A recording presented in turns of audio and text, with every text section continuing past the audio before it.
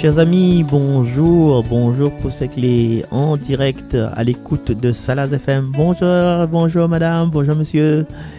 Bonjour aussi à ceux qui passent par Facebook, par mon compte Facebook pour découvrir ce lien sur YouTube. Bonjour à toutes. Merci aussi pour toutes les personnes qui partagent le lien YouTube pour d'autres personnes. Et merci. Bonjour. Et bonjour aussi aux personnes que les abonnés à mon compte YouTube. Bonjour. Et donc n'hésite pas à faire connaître ça s'il intéresse à autres, parce que s'il intéresse pas aux autres, bon, laisse tomber, passe un petit moment comme ça entre nous, comme un petit café. Nous prenons ensemble, café sans sucre, bien sûr, pas pour moi, mais pas le café sans sucre pour moi, tranquille, nous, il bataille pas là-dedans. Et la dernière fois, je te rappelle, il y avait la voix de Juliette que la mène à nous dans les écritures du livre du prophète Jérémie. Jérémie qui était « aime la parole, aime le Seigneur d'un amour fou ». Il chante bien, il arrive à de temps en temps de chanter. Et aujourd'hui, il nous va parler d'un phénomène plus mystérieux, un phénomène qui demande beaucoup plus de, comment on dit ça, dans l'esprit quoi, de perspicacité. Il nous va parler de bilocation. C'est quoi la bilocation? C'est quand, par exemple, mais ça fait une analogie, mais il faut pas croire. Quand tu crois si tu as ramené Saint-Pierre, allez croire si tu as ramené Saint-Paul. Quand tu vois si tu as ramené Saint-Joseph, alors vois si tu as ramené Saint-Paul. Voilà. C'est le fait de, comme il voit quelqu'un là, la même personne il apparaît à un autre endroit, un petit peu comme le Padre Pio. Et bilocation, il y a une personne, un personnage merveilleux, un personnage fabuleux qui appelle, vous connaissez, peut-être l'écrit là, Yvonne Aimée de Malétroit. Et mon enfant, mes amis, il y a tellement de choses pour raconter sur cette personne que un seul émission sur la radio, il ne gagnera pas, raconte tout. Et je préfère excuse-moi d'avance. Et c'est que le ci est incroyable, c'est que aucun scientifique n'a été encore capable d'expliquer les phénomènes que l'a arrivé à cette personne-là. Mais cette l'a frappé plus encore, c'est que les personnes que la côtoyaient, elle, c'est pas vraiment les différents phénomènes que l'a pu arriver. Déjà les extraordinaires, vous allez voir, mais c'est aussi son personnalité. Personnalité, disons Marcel, en féminin menté. Mais bon, Cynthia, ça fait taper moi sur les doigts, c'est pas grave. Cynthia, c'est notre technicienne de mise en onde. Salut! Et son amour pour le Christ et son engagement dans le service des autres pour être les plus petits, les pauvres, les personnes que les un peu dans le fait noir, il force le respect. Donc, chers amis, pour autres, et avec l'appui, la participation, la source que William Daverec il propose dessus ses chaînes YouTube, parce que c'est lui qui fait le plus gros boulot, mais il ne fait que transcrire, il ne fait que transmettre. Voilà donc l'histoire de cette femme qui a un destin hors de commun et qui la fascine toutes les personnes que l'a connues à elle, que la traverse son vie. Elle s'appelle Yvonne Aimée de Malétroit, à découvrir dans un instant sur les ondes de Salaz FM.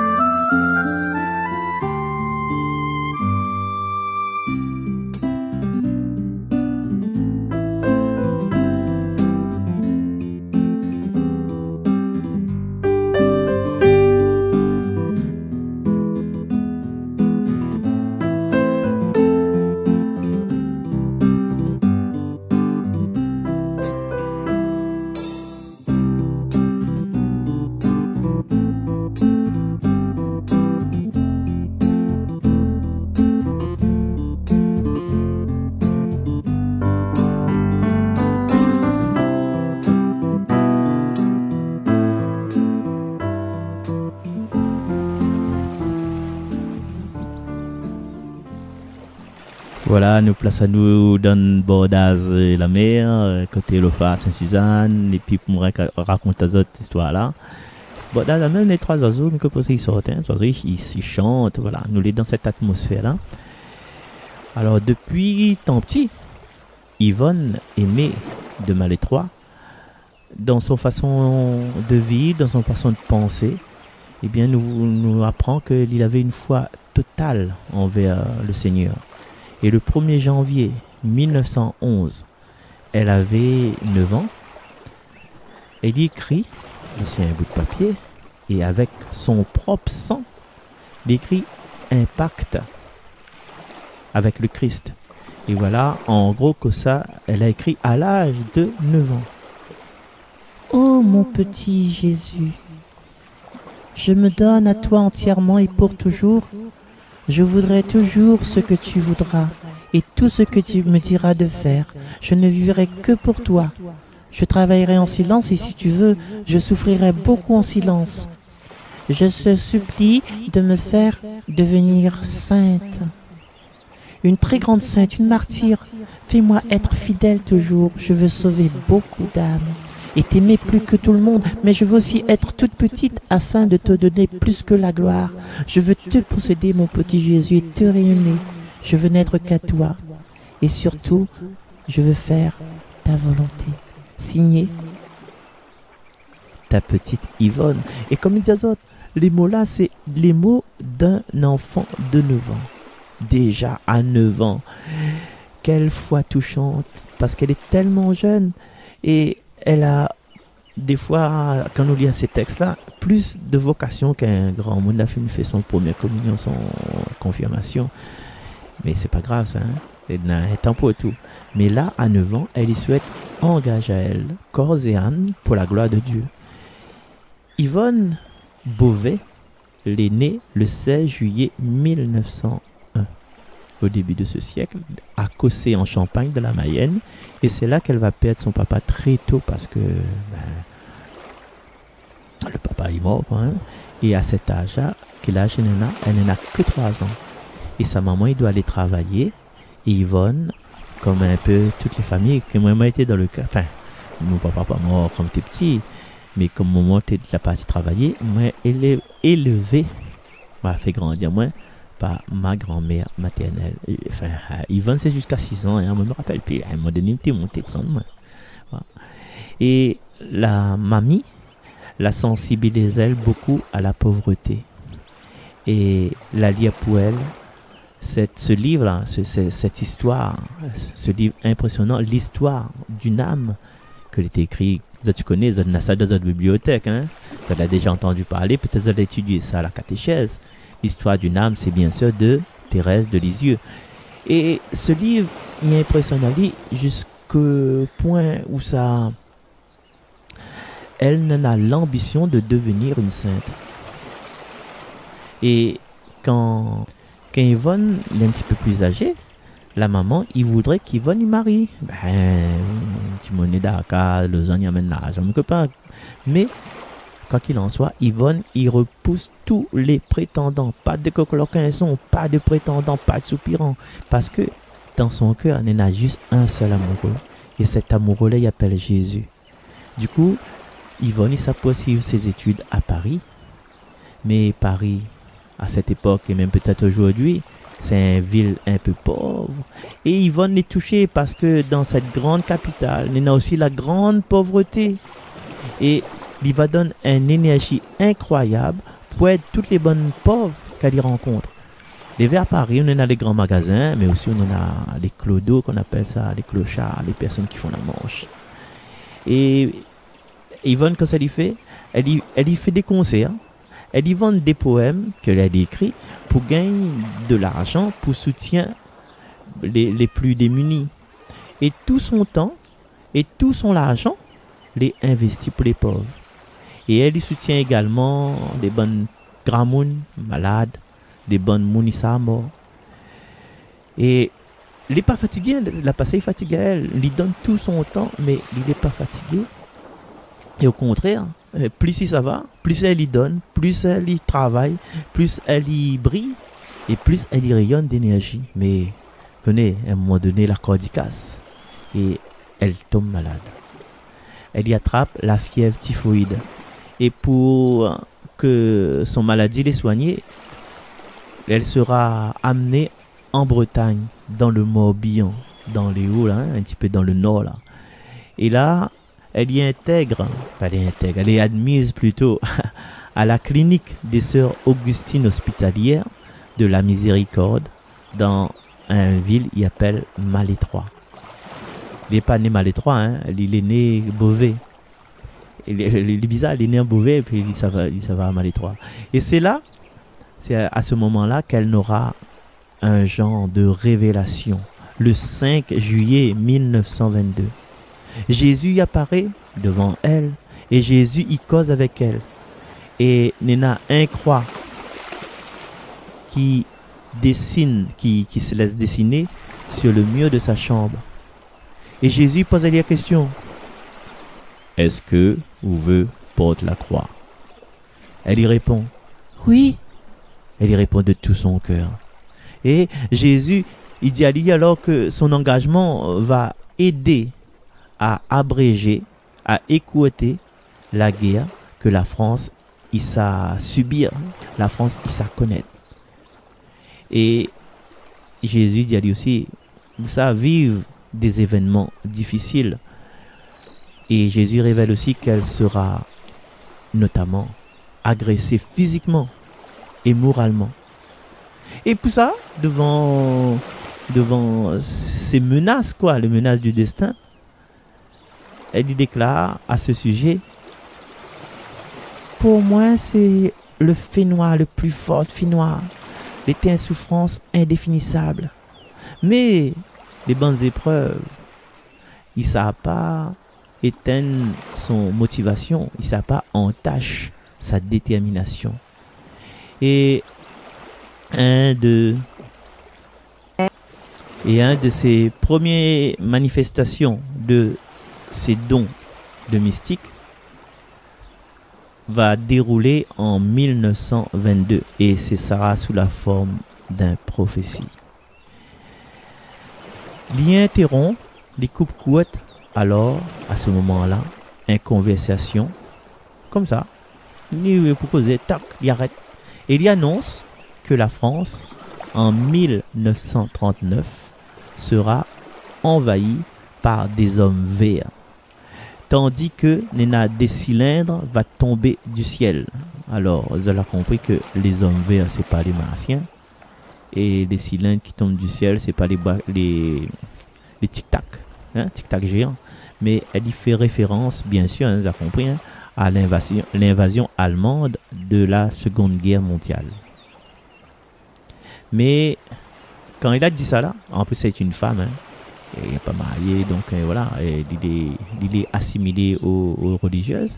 Ben, son parole, son prédiction, n'est pas tout à fait compris parce que l'armée allemande, là, en 1922, n'avait point d'uniforme vert.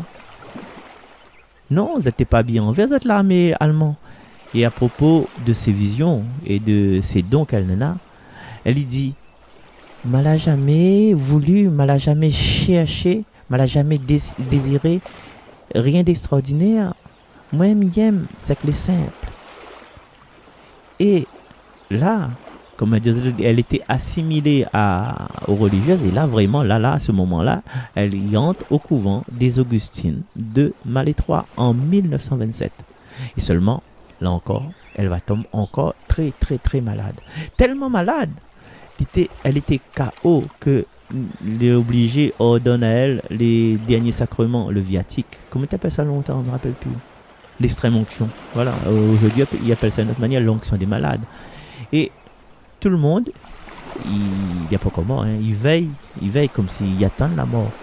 Après, des gens ils pensaient, ben là, non, elle est en train de vivre ses dernières heures, ses derniers instants, elle est en agonie lente. Et malgré tout ça, l'Yveux prononce quand même ses vœux pour devenir religieuse parce qu'elle était encore novice à ce moment-là. Et quand l'Yveux fait ça, qu'elle prononce ses vœux, elle dit la phrase suivante: ton amour sera mon ciel sur la terre. Me répète cette phrase-là. Enfin, moi-même, me répète malgré le petit voix. Cynthia, regarde pas la peau de monde sur la table. Ton amour sera mon ciel sur la terre. Et quelques instants plus tard, mais l'histoire dit passer en 1 seconde, mais en 1 minute. En tout cas, c'est que les cieux, ce qu'elle guérit. Oui, chers amis, chers auditeurs, la maladie y guérit quasiment instantanément. Et c'est à partir de là qu'elle y prend le nom de Sœur Yvonne Aimée de Jésus. Et avec ce nom-là, elle va œuvrer dans son couvent jusqu'à sa mort. Et sa mort est en 1951. Et son énergie, sa bonne humeur et son charisme, par tout ça, elle est appréciée de tous.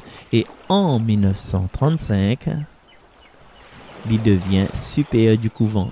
Et à ce moment-là, il appelle à elle, depuis la sœur Yvonne Aimée de Malétroit, il appelle Mère Yvonne Aimée de Malétroit. Et Nena, mesdames, disait un grand nombre d'informations à son sujet, du père, notamment du père Paul Labutte. Et ça y trouvé les témoignages, les souvenirs, les présentés par père Paul Labutte. Il a écrit un ouvrage, il appelle Une amitié voulue par Dieu. Et c'est intéressant si tu veux prolonger ou bien retrouver certains aspects de Mère Yvonne Aimée de Malétroit. Et le père Labutte là, c'était un prêtre bien sûr. Elle était comme son garçon, c'est comme son fils spirituel bien sûr, mais pas ses enfants. Et il a raconté dans son ouvrage que chaque jour, sœur Yvonne Aimée il va au bord canal et elle était assise et là elle t'a dit qu'elle te voit Jésus qui était bien assis côté elle et puis Jésus te cause avec elle pour instruire elle, pour apprendre à elle les choses de la vie. Elle a dit que elle a beaucoup plus appris de son enseignement sur le bord canal qu'en lisant les livres. Et parmi les phénomènes incroyables tout au long de sa vie, elle est arrivée à être allée de foi à maintes reprises, comme il dit à la littérature, qu'elle était attaquée par des forces démoniaques. Et des fois, il se passe en présence de plusieurs témoins. Par exemple, en 1941, il y avait l'évêque et les assistants de l'évêque. Banal prépare avec elle des colis. Des colis, c'était à l'attention des bonnes Parisiens que n'avaient pas assez à manger. Et puis, vous allez remarquer que la température de la pièce où ça banane télé l'a changé. Et Nena Boubou t'est apparaître dessus la peau de sœur Yvonne. Et Nena des blessures t'es transperce son linge de part en part.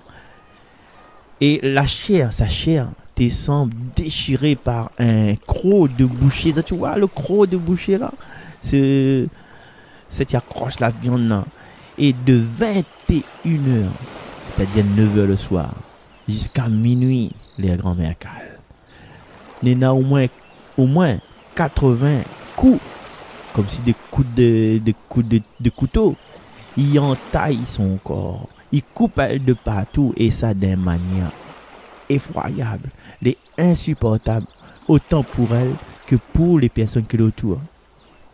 Pourtant, des bonnes souffrances qu'elle a subies, il ne s'est jamais découragé à elle, il ne devient pas de mauvaise humeur, il a toujours cette énergie.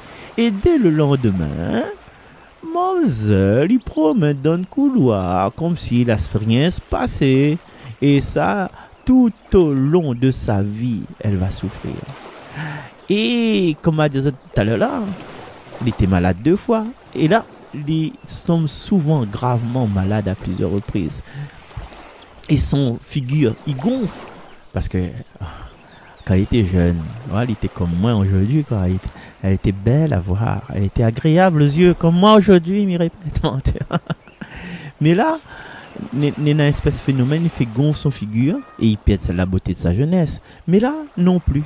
Elle y plaint pas. Elle s'est pas pleurer devant la coiffeuse. Et jamais cette y arrive à elle, il entame dans son humeur souvent. Et pourtant, le bon Dieu connaît, bon Dieu tout seul, il connaît combien de souffrance elle a pu endurer. Un peu comme l'image de Jésus d'ailleurs, sur la croix, enfin dans le chemin de la croix. Et ce Jésus qu'elle aime tant. Et la Seconde Guerre mondiale va être une période assez particulière parce que, figure-toi que Yvonne Aimée va comporter à elle comme en résistant. Elle va faire tout son possible pour aider les bons pilotes alliés. Parce que l'avion, quand il était abattu, là, ben, des fois le pilote était échappé avec le siège éjectable et comment on appelle ça, parachute. Ah. Alors, il était aide les bonnes alliés, les bons pilotes alliés qu'elle était abattue par les Allemands. Mais aussi, elle était aide les bons juifs, parce que je te connais à ce moment-là, tous les bons juifs devaient être exterminés, bien mis dans un camp de concentration. Ou bien encore, elle avait bonne maquisard. Le maquisard, c'est les bonnes personnes, la résistance que tu cachettes dans le maquis, dans des endroits pas possibles. Et bien sûr, elle avait aussi des civils. Et elle était prend-bana, elle était cachette au couvent. Et ben, elle était prend des risques énormes parce que s'il avait un descend d'Allemands, de soldats allemands, ben, comment on dit ça, canard était cuit. Et en fin de compte, le couvent a été réquisitionné aussi par les Allemands pendant la période-là. Et les bons Allemands l'ont fait un champ d'hôpital de guerre. Donc c'est que Yvonne Aimée l'a fait, ben, tu vois, les rempli de courage. À force de prendre autant de risques, ce qui doit arriver, arriva. Elle fait arrêt à elle le 16 février 1943 et elle sera capturée et torturée. Et du coup, parce qu'il fait un pause juste après. Et elle a fait de façon à envoyer justement à l'abbé Paul Labutte un message codé afin que le père Labutte l'est au courant qu'elle a été arrêtée. Et le père Labutte, il décide de monter à Paris. Et là, le récit que Missa raconte à Zot, il est tout simplement extraordinaire. Avant d'entendre les mots qui viennent du témoignage du père Paul Labutte, hein, il nous fait une petite pause, tranquille.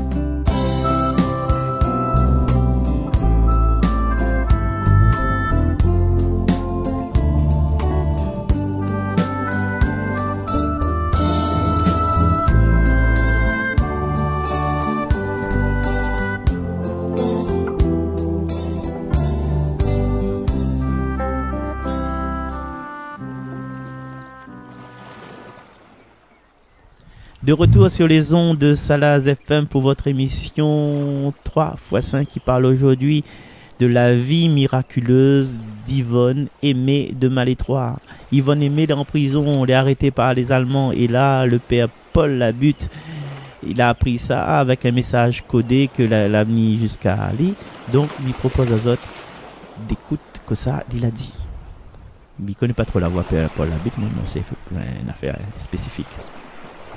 Vers 13 heures, arrivé à la gare de Paris-Montparnasse, je descendais du métro. Et dans le couloir qui accède au quai, je me retournais brusquement sans savoir pourquoi. Et je me trouvais face à mère Yvonne Aimée en habit civil, manteau, feutre, grenat relevé sur le front, lunettes. Elle paraissait pressée et inquiète. « Vous !» m'exclamai-je, frappé de stupeur et cloué sur place. « Marche, marche !» me répondit-elle à mi-voix.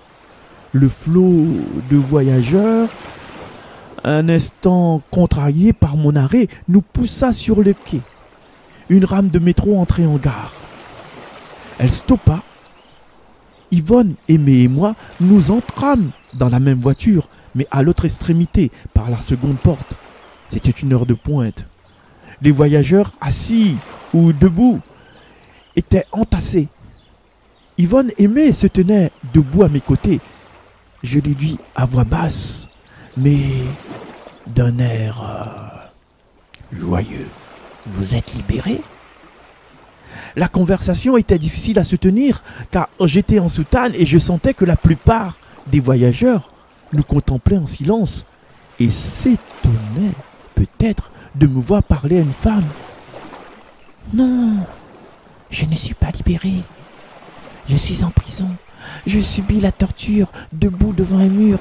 J'ai la tête dans une sorte d'étau. » Elle avait murmuré un souffle, dans un souffle ces étranges paroles. Alors, je compris dans un éclair qu'elle se trouvait en état de bilocation. Elle était présente en ce moment même, simultanément, dans la prison et dans le métro. « Vous êtes en deux endroits ?» dis-je à voix basse. Pour toute réponse, elle inclina la tête, puis leva lentement, silencieusement vers moi, qui était d'une taille plus élevée, un visage de douleur. Ses yeux m'apparurent agrandis, extatiques. Les paupières ne battaient pas, puis elle baissa la tête. C'était bien elle. Je la voyais, je l'entendais respirer, parler, je la touchais de mes mains. Je ne rêvais pas, éveillé. Cependant, ce temps, le métro roulait avec bruit à la station d'Enfer Rochereau. Elle y stoppa. Yvonne Aimée, sans me demander où j'allais, sans me dire un mot de revoir, sans me regarder, descendit.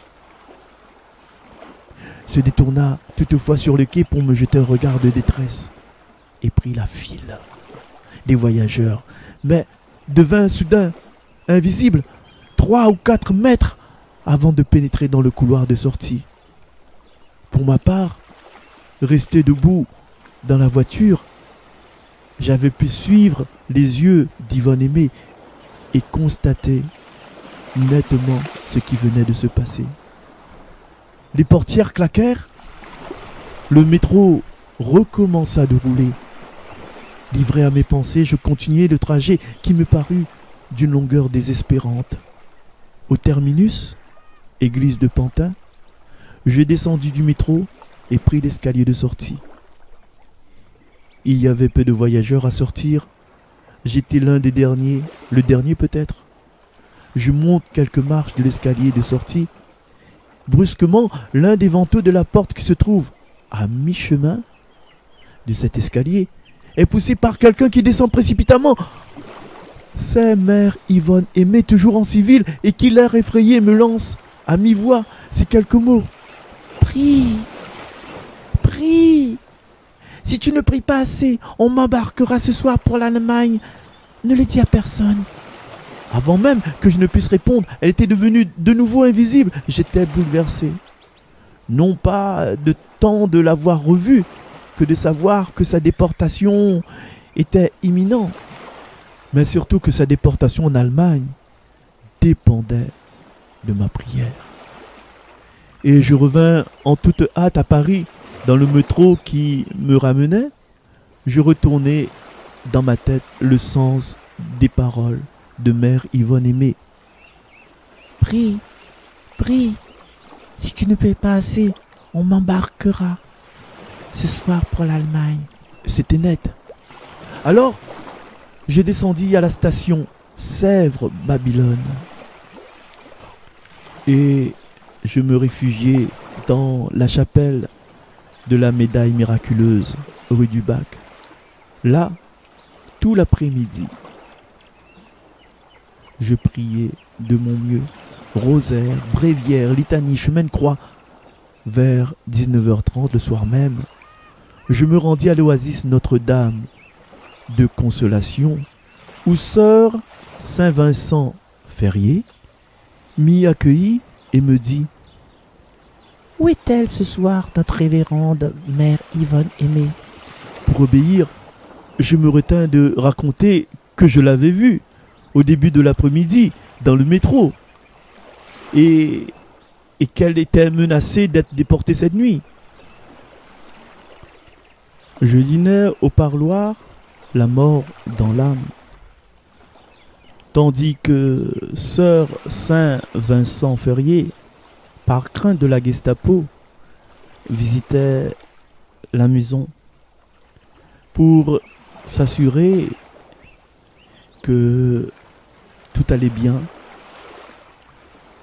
Et elle me dit que les portes et les volets de fer étaient bien fermés. En me levant de table, je demandai l'autorisation de monter au premier étage, dans le bureau de mère Yvonne aimée. Je dus traverser sa chambre contiguë. Le bureau était sans doute tel qu'hier matin à son départ, mais sur la table s'accumulait déjà le courrier non décacheté. Je fermai la porte et, navré,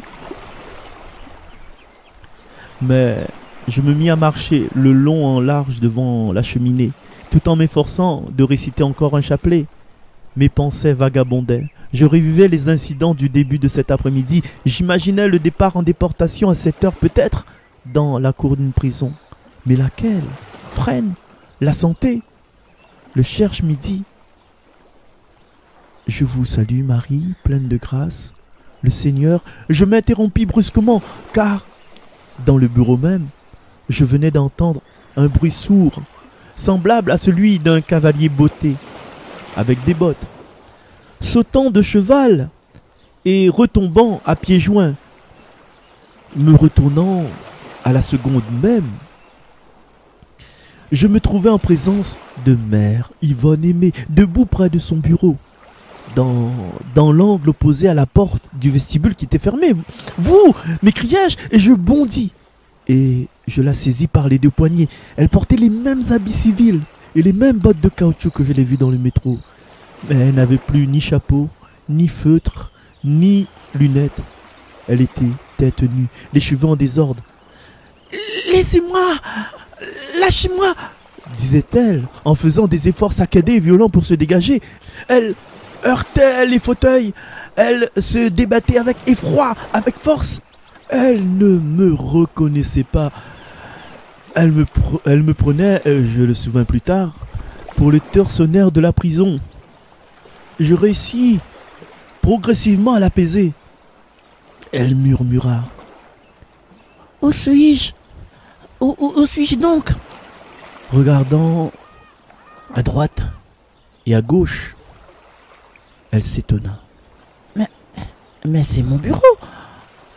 Enfin, elle me reconnut, et avec un sourire maternel: « Mais c'est toi, Paolo !» Il était environ 21h10. Mon Dieu, que se passe-t-il donc? À vrai dire, ce retour porte close ne m'étonnait guère. Dans cette journée du 17 février 1943, je n'étais pas à un fait extraordinaire près. J'interrogeais mère Yvonne aimée. Elle venait de s'asseoir, épuisée, dans un fauteuil près d'une fenêtre. Elle me répondit: « Ah, je sais maintenant. Je comprends. C'est mon bon ange qui m'a délivré et ramené ici. Il m'a saisi dans la cour de la prison juste au moment où l'on nous mettait en groupe pour partir en Allemagne. Il a profité du brouhaha et du désordre qui se sont produits au moment du rassemblement et aussi de l'obscurité. Je me demandais bien comment prévenir sœur Saint-Vincent Ferrier qui se disposait à passer la nuit en prière et qui devait m'attendre au petit parloir du rez-de-chaussée. Elle était venue en fait s'asseoir, chapelet en main, près de la porte d'entrée, tristement. Sur la première marche de l'escalier, je descendis. À ma vue, elle se leva et se lamenta de nouveau. À cette heure-ci, notre révérende mère est peut-être embarquée en déportation. Non, répondis-je sans hésiter. Elle va rester à Paris. Puis rapidement, j'ajoutai, elle va être libérée. Elle n'est pas loin. Elle est de retour ici. Venez vite dans son bureau. Sœur Saint-Vincent Ferrier, suffoquée, monta précipitamment l'escalier. Je la suivis. Mère Yvonne Aimée était bien là. Mais Silas est si angoissé et se demandant comment elle était encore libre. Sur sa demande, nous la laissâmes seule quelques instants. Nous redescendîmes au rez-de-chaussée, puis nous remontâmes au premier. Mère Yvonne Aimée n'était plus dans son bureau. Nous la trouvâmes dans sa chambre voisine, étendue, tout habillée sur son lit, le visage extatique. Plongée dans un sommeil paisible, enveloppée d'un grand voile de tulle blanc, serré au fond par un étroit cercle d'or. La chambre, la cheminée, les meubles étaient jonchés ou parés de fleurs fraîches, ou dominés en ce mois de février 1943, dans Paris, occupé par les Allemands, des arômes, des tulipes et des lilas blancs. Il a fallu 2 jardiniers, au moins 2 jardiniers pour apporter ces fleurs et une grande artiste pour disposer sur Yvonne Aimée les plis de voile qu'elle-même n'aurait pu arranger. Sœur Saint-Vincent Ferrier et moi, nous demeurâmes en silence à son chevet.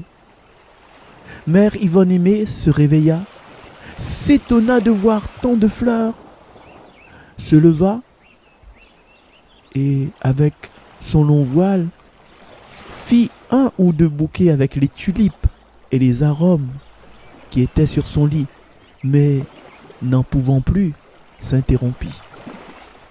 Sœur Saint-Vincent Ferrier resta pour panser les blessures. Les blessures que portait Mère Yvonne Aimée sous ses vêtements, je me retirais.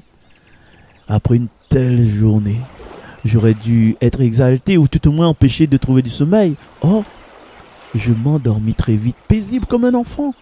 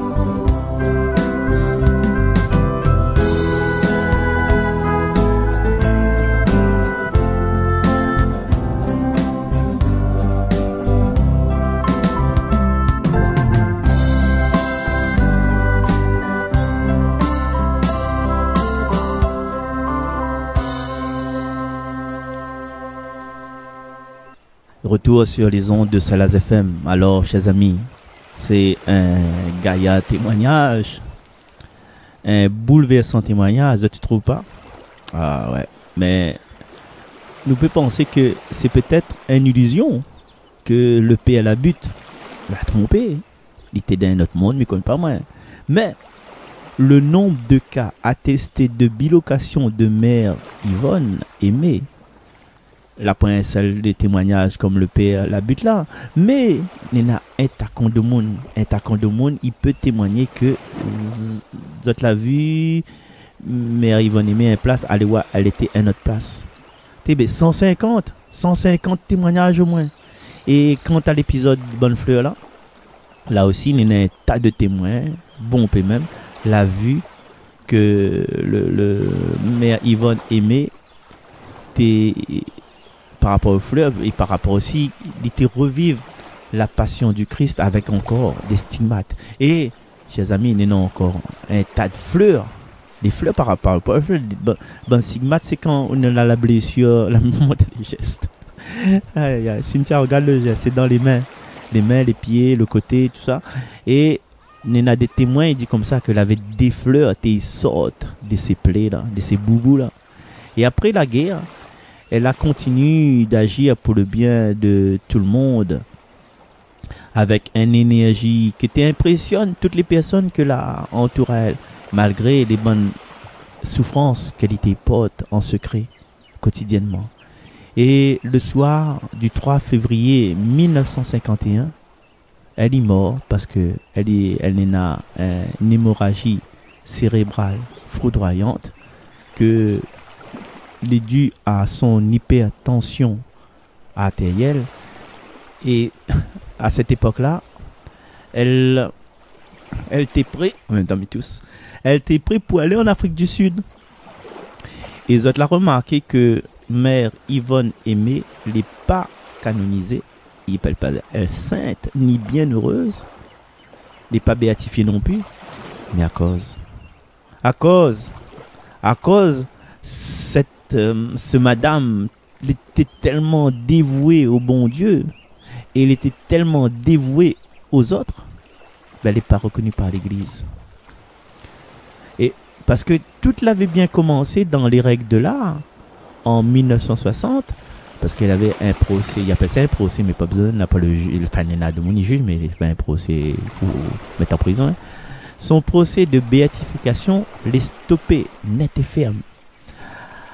Et elle avait un ordre absolu de ne pas publier aucun livre dessus elle. Et son dossier, en même temps, l'avait 60 000 pièces. Et dans ces 60 000 pièces-là, elle avait aussi la partie où ça fallait exhumer son corps totalement intact, près de 10 ans après sa mort. Et les autorités de l'église, bon, me dit ça, me dit pas ça en riant, voilà, on comprend. Les autorités, mais pas les autorités, hein. L'église l'a considéré qu'elle était fait trop. Elle était fait trop. Elle était fait en plus. Elle avait trop de miracles. Ben, quoi veut dire? Trop de miracles, trop de guérisons, trop de bilocations. Et les stigmates, c'était trop. C'était trop pour un seul monde. Et la raison officielle que l'église l'a annoncé, c'est que son procès l'était stoppé afin de prévenir un vague d'illuminisme, c'est-à-dire un tas de monde qui fait n'importe quoi, n'importe comment, et voilà, une divagation des personnes, une vénération exacerbée. Donc, par rapport à ça, mère Yvonne Aimé de Malétroit, normalement, n'aurait été disparue parce qu'elle est face à l'île de l'histoire. Et pourquoi pourquoi nous connaissons encore cette histoire-là? C'est parce que un bonhomme qui s'appelle l'abbé René Laurentin. Il n'avait pas décidé d'aller à l'encontre de la décision là. Et il a écrit un ouvrage qui appelle Un amour extraordinaire. Et l'église il demande au père abbé René Laurentin de parler en son nom et pas celui de l'église. Du coup, si vous avez cherché abbé René Laurentin, il a écrit un livre, non, vous ne trouverez pas. Vous allez trouver le livre écrit par René Laurentin, comme si Monsieur Laurentin. Et n'aurait encore tellement de choses à dire sur la vie de cette mystique. Mystique, elle était dévouée au Christ et surtout aux autres. Et il y en a des événements plus incroyables les uns que les autres, parce que je ne vais pas dire toutes, l'émission sera trop longue et déjà, regarde-moi un petit peu. Hein? Un petit peu. Cynthia, excuse-moi. Ah, Dani, t'es là. Ah, Dani, excuse-moi. Ah, Chantal, non. Cathy veille au grain.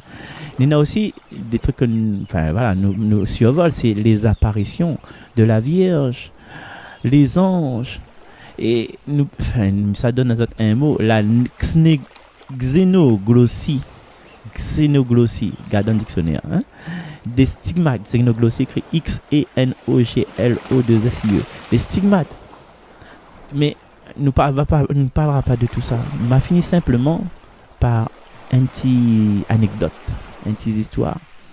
Il témoigne du don qu'elle avait pour les prophéties et de son courage sans faille. Là, nous revient le 25 mars 1929. Et elle, il s'est déclaré, mais il refait sa petite voix, bien sûr. J'ai eu cette nuit un songe curieux. Cette fois, je me demande si je ne suis pas à moitié folle. Alors, je me suis vue devant la clinique avec beaucoup de religieuses autour de moi. Cela semblait être un jour de fête, il faisait beau. J'avais sur la poitrine épinglée 4 ou 5 médailles, dont la Légion d'honneur. J'étais au milieu de religieuses et je semblais être leur mère supérieure. Un grand officier vint vers moi, me saluer.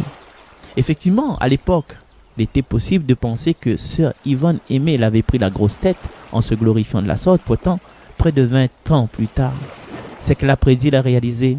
Le 7 août 1949, toutes les religieuses la rassemblent devant la clinique et Yvonne Aimée porte déjà 5 décorations, dont la Légion d'honneur qu'il était remis par, je vous ai compris, le général de Gaulle en main propre. Et ce jour-là, il reçoit du général Audibert. Donc du général Audibert, il reçoit la croix de guerre pour la clinique, parce qu'il était main supérieur de la clinique. Et pour les personnes que a été touchées comme moi, par l'intense vie de cette religieuse, il invite à autres, avant de nous quitter, de participer, bien d'écouter, de méditer sur cette prière d'Yvonne, de Mère Yvonne Aimée de Malétroit, Yvonne Aimée de Jésus, qui va aider à nous sûrement à obtenir des grâces et des guérisons. Seigneur Jésus, prends pitié de tous ceux qui tu as conviés à la vérité et qui ont tourné le dos à la lumière. De tout ce que tu as appelé et qui ont fui loin de toi. De tout ce qui ne vient pas aider nul Cyrénéen et tout ce qui tombe et demeure gisant sur la route. De tous ceux qui traînent leur fardeau de misère et d'horreur. De tous ceux qui pleurent. Prends pitié de ceux qui ne sentent plus la douceur de ta lumière et n'habitent plus ton infinie bonté et ton infinie beauté. Prends pitié des blasés, de tous ceux qui n'aiment pas des découragés, de ceux qui n'espèrent pas en ta miséricorde. Ô Jésus d'amour, j'ai confiance en ta miséricorde et ta bonté. Amen. Voilà, chers amis, merci d'avoir suivi le résumé, disons, de la vie de Yvonne Aimée de Malétroit. Et voilà, prochaine fois, si on a l'occasion, si on a cette opportunité, nous va parler encore d'autres saints, peut-être la même, peut-être d'autres saints. Enfin, ma voix, ce que l'Esprit Saint dit à moi. Donc, nous donne à notre rendez-vous une prochaine fois, si Dieu n'a pitié, sur les ondes de Salaz FM pour votre émission 3 fois Saint. Ah, bye bye, nous retrouve. Salut.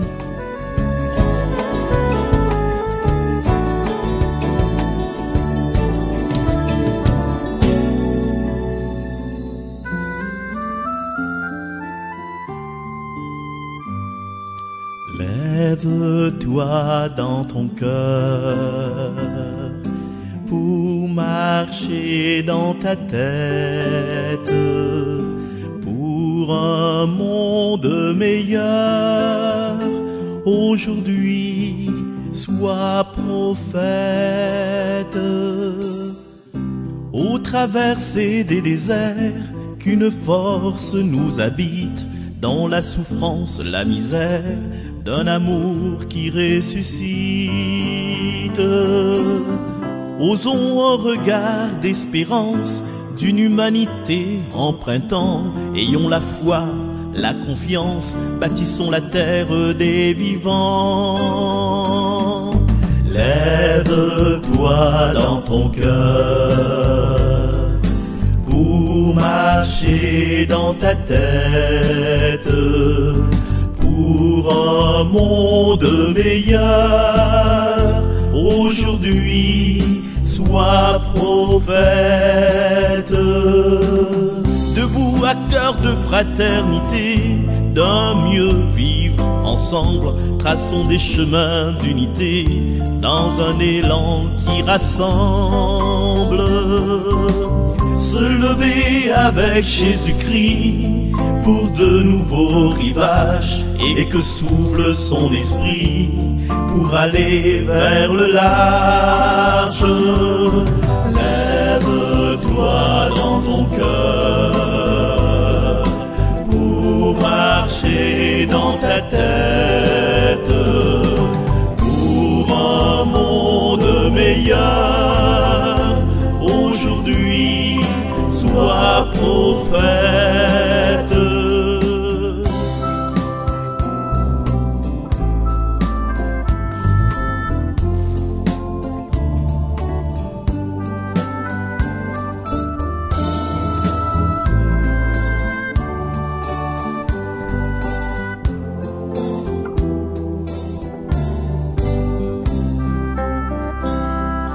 Lève-toi dans ton cœur pour marcher dans ta tête, pour un monde meilleur.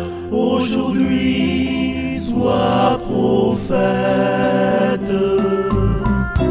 Tout un peuple s'avance, arc-en-ciel des visages animés d'une présence qui invite au partage. Pèlerins avec d'autres, chantons bonne nouvelle à la suite des apôtres, au vent qui renouvelle. Lève-toi dans ton cœur pour marcher dans ta tête, pour un monde meilleur. Aujourd'hui, sois prophète, pour un monde meilleur. Aujourd'hui, sois prophète. Aujourd'hui, sois prophète.